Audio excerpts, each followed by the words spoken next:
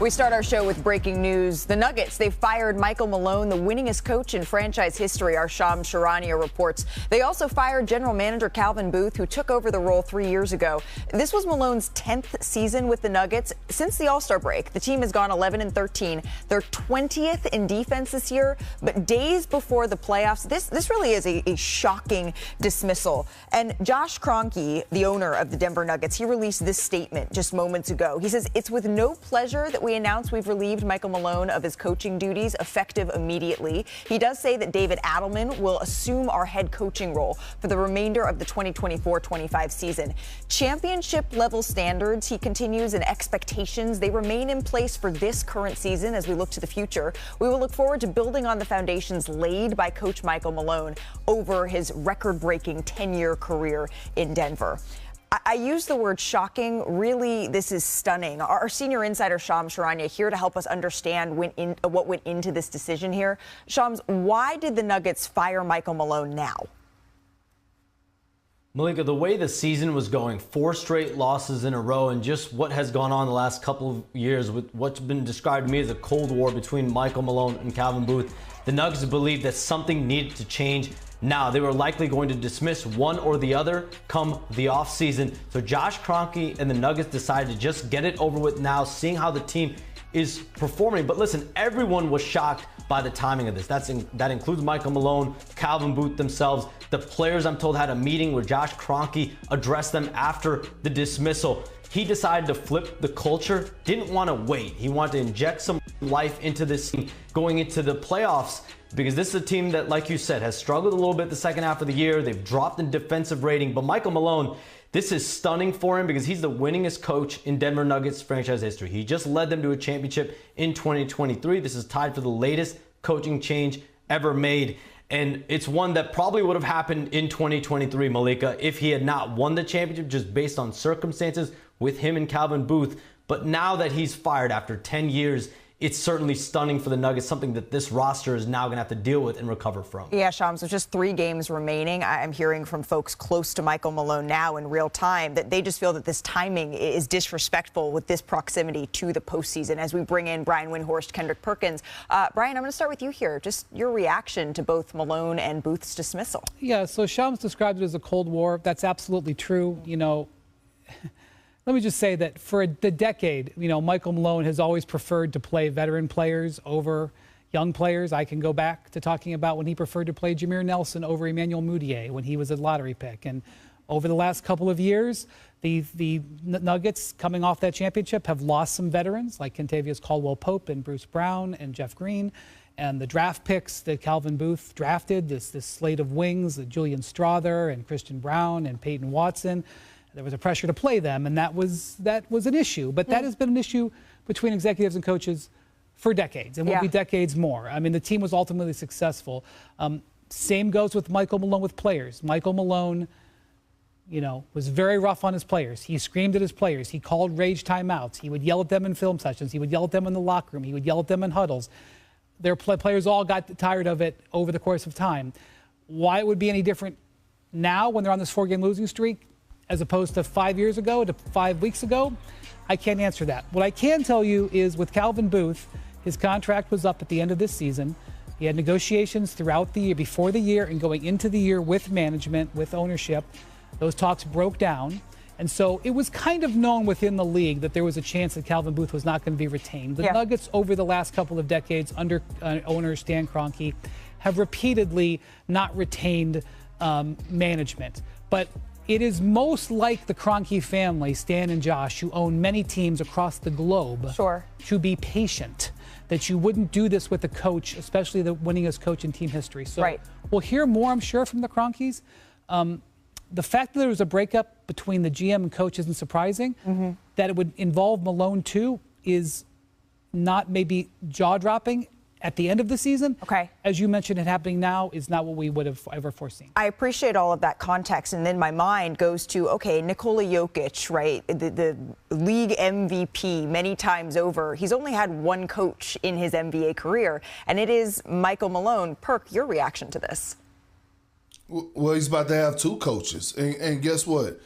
I'm actually not surprised. Here's why, we all know from watching this past season that it was trending towards this direction for us, Michael Malone. He's been lost the ears of this locker room. We have been seeing the frustration in Nikola Jokic. I always say, if you want to see how a team feels about their coach, watch their effort and watch them defensively. How many times has Michael Malone had to call his team out for not competing at a high level on the defensive side of things? And now all of a sudden you're looking at Calvin Booth and him being fired. Well, guess what?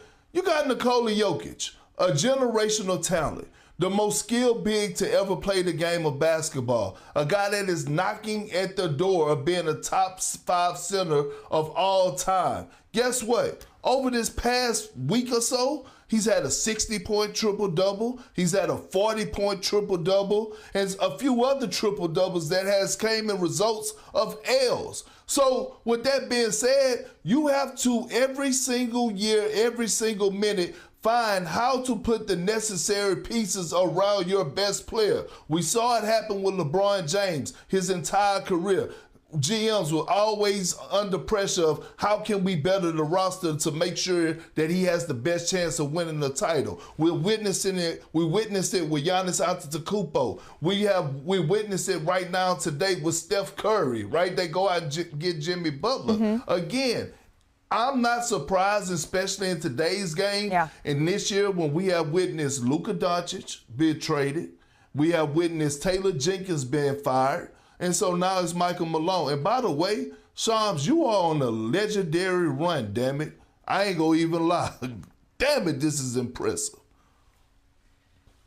If we thought Taylor Jenkins getting fired was surprising, though, this takes the cake because, like Malika just said, for a championship coach to get fired this late into the regular season, this is tied for the latest firing ever in NBA calendar, but never has it happened like this for a team that's in 4th place. He just won a championship 2 years ago, and he's someone now, when you think about the coaching market, Taylor Jenkins and Michael Malone are now infused into a market where I would expect there to be, guys, a lot of activity these next few weeks. But for the Nuggets' perspective now, David Adelman will be their interim head coach. They feel very good about him moving forward, but what message does that give this group as far as what they're going to compete for, what they're going to contend for? There's a lot of questions in Denver coming up, and I would expect some real questions around not only the coaching position, but also who's going to manage this roster long term. For anyone who wants a little bit more information on David Adelman, Shams, who will be the interim head coach, as you reported, of the Denver Nuggets, here you go. He has been an assistant coach with the Nuggets since 2017. He was with the Magic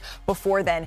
As we've all hit on, it's really the proximity to the playoffs, though, that makes this so firing, right? So shocking. There's just 6 days left in the regular season. It appears as if the Nuggets are 4th in the West, but when you look at the loss column, Brian, it's actually a little bit deceiving. You lay this out so very well. Can you just 7th. One more time reiterate why they're in such a tenuous spot? So again, if you look at everybody who's got 32 losses, the Nuggets have one more win, but they can't control the loss column. You can't get rid of a loss. You can obviously add wins, but so when you compute them into that tie, make it a 5-way tie, they are 7th. So right now, the reality is they're pretty much facing being in the play-in, which is stunning and not acceptable. And they have to go to the Kings tomorrow. That is a team fighting for its playoff position. That's a road game.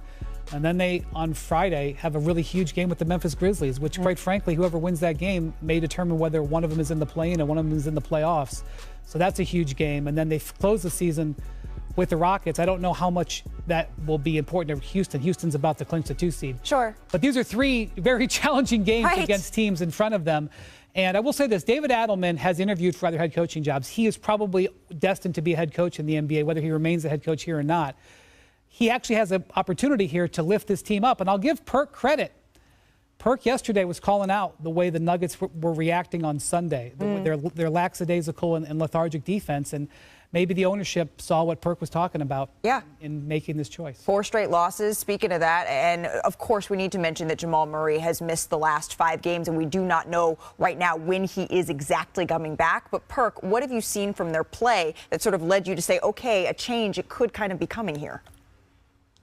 Well, Malika, let me say this. Women lie, men lie. Hell, my damn dog in the backyard lie when he dig a hole, shaking his head no. But the film don't. And look at this film right here. Just look at the defensive effort all across the board. Look at the body language. Does this look like a team that's engaged? This is Miles Turner. Miles Turner is one of the best shooting bigs in the game. This is on the scouting report. No one makes a second effort to rotate. Look at this. No communication whatsoever. A wide open three-point shot. Like, when you're on the same page and things are going well, you're listening to your coach. Look at this. This is not a scramble. Look at Jokic. Go ahead and take it. This wasn't my fault. Just give up the corner three. We don't have good communication. I don't even feel like blaming anybody. We already been through this for the last few weeks. We suck defensively. Coach Malone's scheme doesn't work, and then all of a sudden we get this, the news that we got today. It's worth reiterating that the Nuggets are 20th in defense this season, a far cry from where they were when they were working to win that championship back in 2023. So immediately, Shams, what is the focus of this team? Because they are a group that at the beginning of the year we were talking about whether or not they were going to be back in championship contention. Malika, they need to get healthy. And we don't know if Jamal Murray is going to play in Sacramento their next game. He's got a sore hamstring from what I'm told. It's really day-to-day is how the Nuggets are evaluating him. He's been trying to work out, loosen that hamstring up. He has not been able to do so the last couple of games here, but they need him healthy. They need him on the court. And then from Nuggets perspective, what I also heard in the last really hour or so is they felt Nikola Jokic was masking a lot of the deficiency with this team in the second half of the season. And they went on an 8-game winning streak at one point in the second half, but they just have not been able to find their footing. And even though they're in fourth place, they felt like they needed this jolt.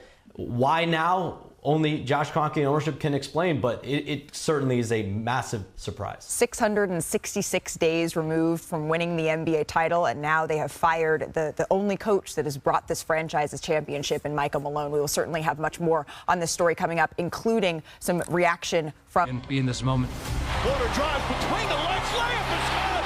How did he get that to go in? We just showed what we're capable of on the biggest stage in the world. Murray, jumper, puts it in! Jokic drives down a lane, layup is good. Jokic is having his way, feeling it. It's a good feeling when you know that you did something that nobody believes in. At last, the long wait is over. After 47 years, the Denver Nuggets can finally call themselves NBA champions. I told that I don't want to stay on parade, but I want to stay on parade. This is 47 years in the making. Are we champs for life? That was 666 days ago. Some might say that number is an ominous sign as we revisit today's breaking news. Denver head coach Michael Malone and general manager Calvin Booth both were fired today, according to our Shams Charania. He reported that right before we came on air. Now, Malone was the fourth longest tenured coach with his current team. He led the Nuggets, of course, to that championship we just saw in 2023. And while Denver has lost 4 straight games, the timing of this dismissal less than a week before the end of the regular season, that's what's perplexing, because the Nuggets, they're tied, if you look here, with the Clippers, the Warriors, the Wolves, the Grizzlies in the loss column. And that kind of traffic jam, it happens every morning over on the 101, but it hasn't happened in the NBA since 1970, 1971. We're just 5 days away, remember, from the playoff picture being completely locked in. So let's just take a look at the strength of schedule, which we have here for ease, right? Because look at the Nuggets. They got the toughest remaining slate. And then you look at the Timberwolves, they have the easiest. The Thunder, of course, they secured the top seed, but that number 2 spot, it's still in play for both the Rockets and the Lakers. That said, Houston's magic number is just 1 to clinch it. And here's where things get really interesting. Okay, this is insane. It's overwhelming. But look at this, 3 through 8. Totally up for grabs. The Lakers could be 2 through 8. Exactly. The Nuggets, the Clippers, the Warriors, the Wolves, the Grizzlies all have a chance to land anywhere within that range. And tonight, the stakes, they couldn't be higher. Now, the Denver Nuggets, they don't play till tomorrow. They take on the Sacramento Kings, but they will be doing so without their head coach of the last 10 years in Michael Malone. Our Shams Charania is here with more. Shams, it's the timing. I keep saying it again and again of his firing that is so shocking. What led to this decision? Essentially, Denver Nuggets ownership believed that they need to pull the plug now, that there was a decision that was coming at the end of the season. Calvin Booth, for all intents and purposes, was likely going to be out after the season. There had been something of a Cold War brewing between Michael Malone and Calvin Booth, the heads of this organization. And the way the season was going and trending, 4 straight losses, they felt something needed to change. And if you're going to dismiss one or the other come summertime, just dismiss them both together. And so Josh Kroenke called both into separate meetings this morning in Denver. Weren't together, and that's for a reason. They called them both in separately, and he decided to flip the culture, and he didn't want to wait. He wanted to inject this team with some life going into the playoffs.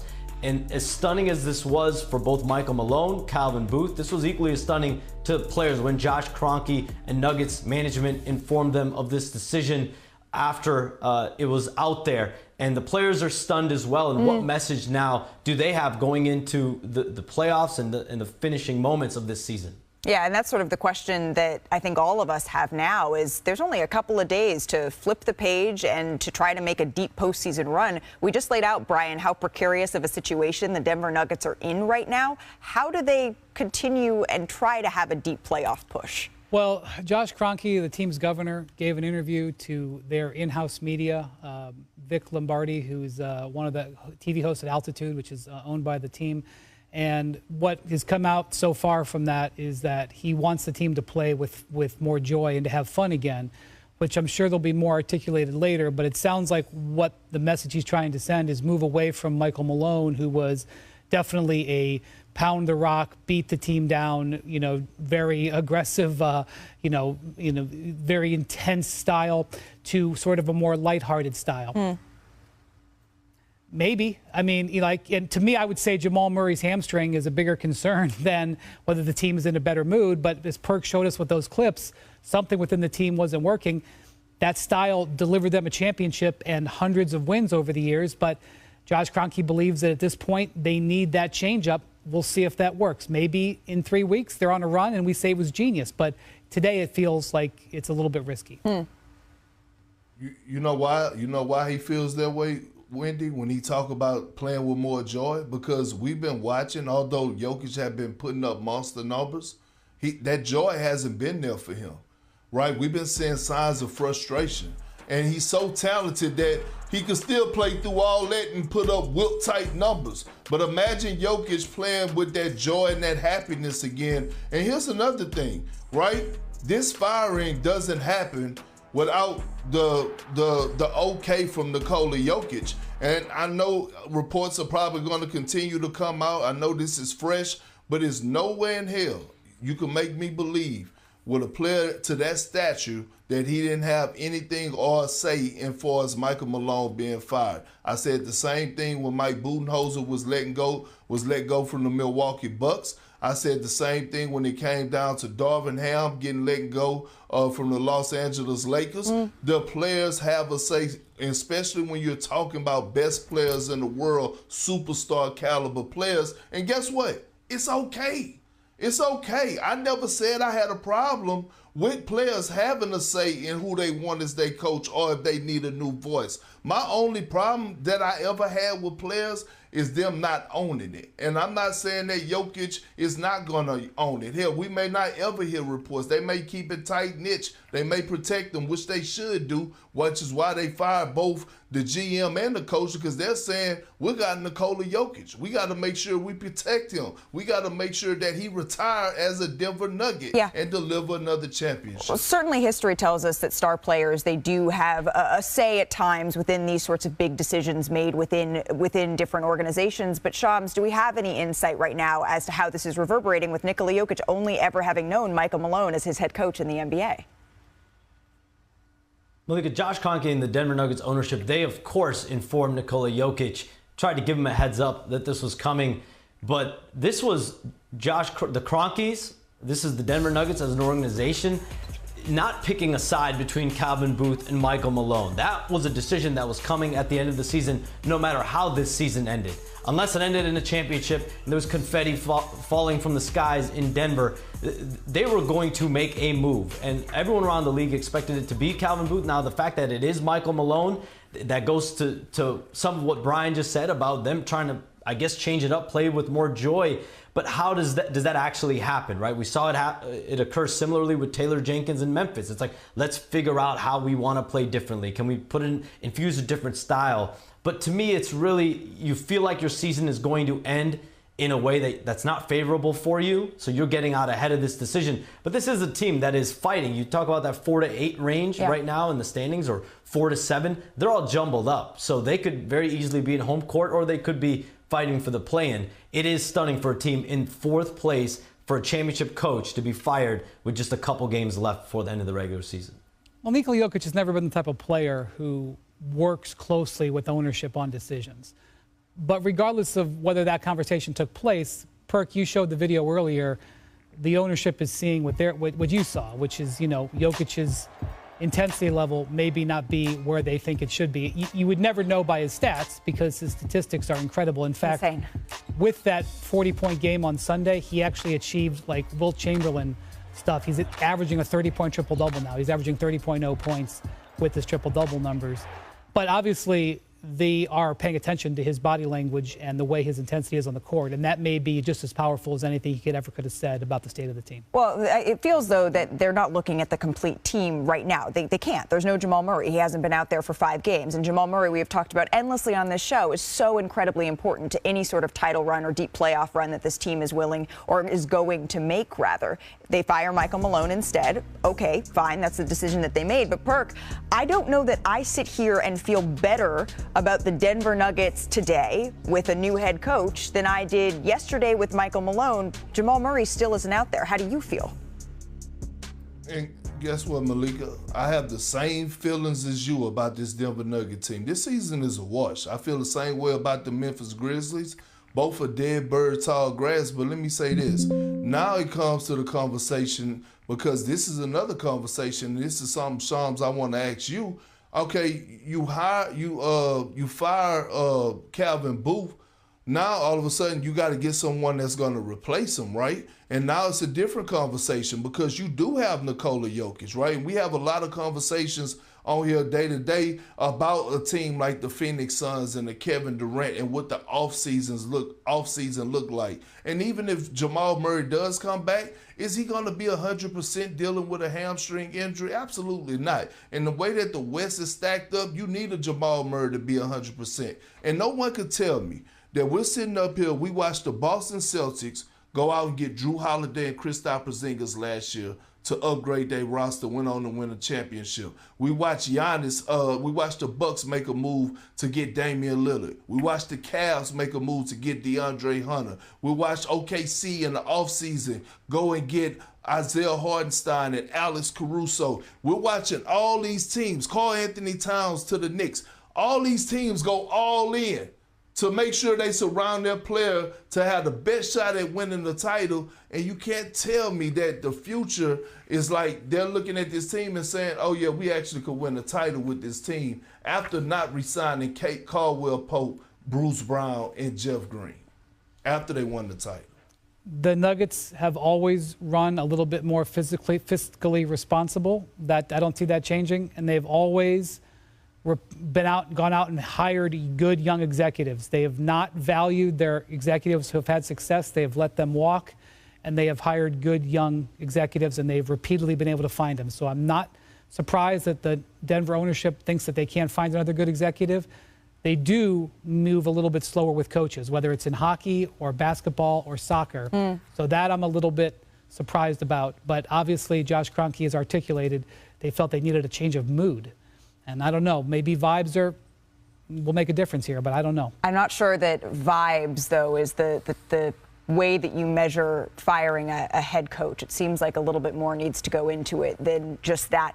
But let's take a look. Perk, you and I don't necessarily feel better about the Nuggets' chances today than we did yesterday. Here's how ESPN Sportsbook took the Malone news. Before, they had 22-1 odds to win it all, and now that drops to 30-1. Ahead of them, there's the team they've defeated in the playoffs the last 2 years, of course, the Los Angeles Lakers. They're also in a crucial stretch of their season. As Dave McMenamin joins us now, he's along for the Lakers ride, currently coming from OKC. Dave, they already got the win against the Thunder on Sunday. So I said on the show yesterday, I might take that. I might be happy with a split and refocus on a huge game tomorrow for Luka's return to Dallas. But I'm not the coach. What are the plans for the Lakers back-to-back here?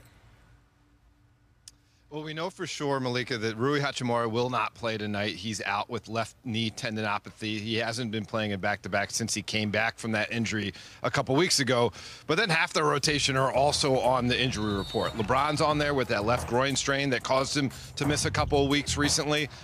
Luka Doncic has a new injury, a right groin strain that caused him to be on the injury report. You also have key rotation players like Austin Reeves, Gabe Vincent, and Dorian Finney-Smith on there. Now, the Lakers listed all those guys other than Rui Hachimura as questionable, which will allow them, should they choose or should they need to downgrade them to doubtful later on as the day progresses without getting in trouble from the NBA for resting guys when they shouldn't be. And of course, as we know, the kind of carrot at the end of the stick is they have this game tomorrow in Dallas, which certainly will have both standings implications, but also just kind of chemistry implications, wanting to win that thing for Luka Doncic and his return. Yeah, it's going to be an emotionally charged game, certainly tomorrow night in Dallas. Dave McMenamin, thank you so very much. The Lakers, they have 4 games left. 3 of the 4 are against teams who have something to play for. Tomorrow, it will be one of the biggest games in recent memory, maybe the biggest return game we've ever seen. Our Tim McMahon details why the Luka AD swap, it will go down as the most shocking trade. First and foremost, just keep me grounded.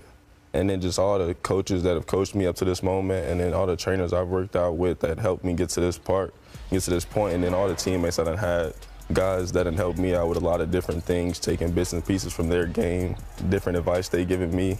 It's just great to be here. I love seeing your smile as you talk about all the people who helped you get to this point. Huge congratulations on declaring for the NBA draft. It's one of the best nights of the NBA calendar to see all of these young men, all of your dreams coming true. And currently, our Jonathan Givony has you as the 5th pick overall in the NBA draft. What does it mean to you to be projected as a lottery pick?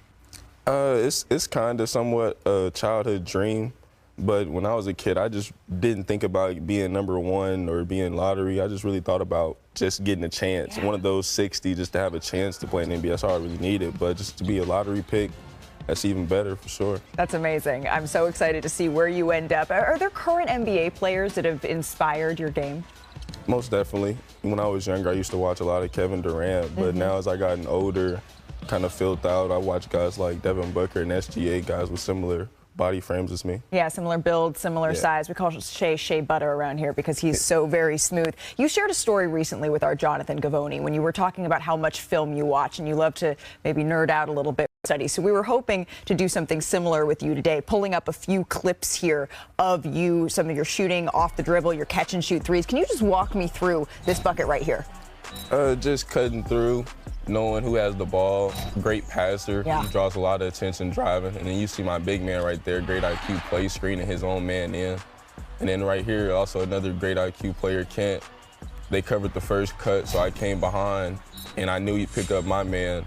And then he stayed back, so I know I had to shoot the ball. Too much space. That's what that celebration is coming up after this. He said, no, as soon as I saw that was just a little bit too much space. I got to tell you, we've had a lot of players come through studio. That was one of the best first-time film sessions that we have ever done with Como. So you are welcome back anytime. Trey, thank you so much for stopping by NBA Today, for breaking down your game. Congratulations, and we're so excited to see you at the draft in June.